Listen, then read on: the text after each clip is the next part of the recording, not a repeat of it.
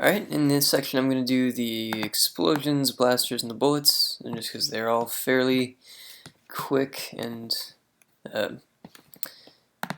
yeah, so they're all made with the factories, which are singletons, as was explained before, and there's a player explosion, a regular explosion, and a spider explosion somewhere in there. I'll find it in a second, but yeah, they're pretty standard. They just get destroyed at the end of their animation after they're created, and the factory spawns them at the correct place, or it calls this spawn method that tells the position to be destroyed, and the critters will call that with their position so that the explosion goes at the right place. It's the same thing for the player explosion, just a different sprite.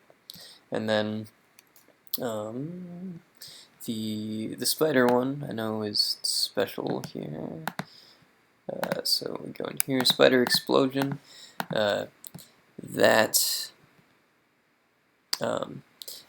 since what I have is there's one sprite, and it has each frame is like 300, 600, 900, or whatever the values are.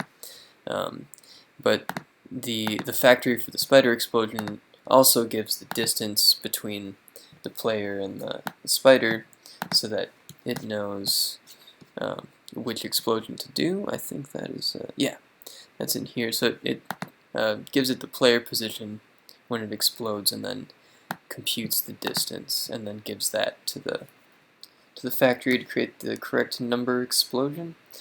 Next is the bullets, also fairly straightforward.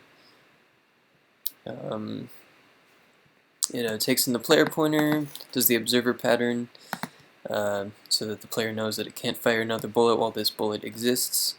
Gets initialized with the player's position, and then just goes straight up. I think there's an update. Just goes up until it hits something in one of these collision methods. And was there anything else with that? I think that was fine. And then the blaster. Now, we already talked about the strategy pattern. There's a factory for the player. Same as all the other factories, except that it does take the game mode from whoever ends up creating the player, just because it needs to know what the controls are going to be.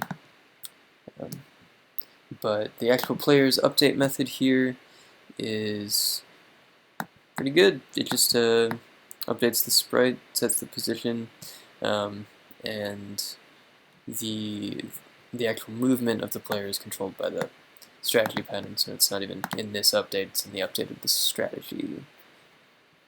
That's that section.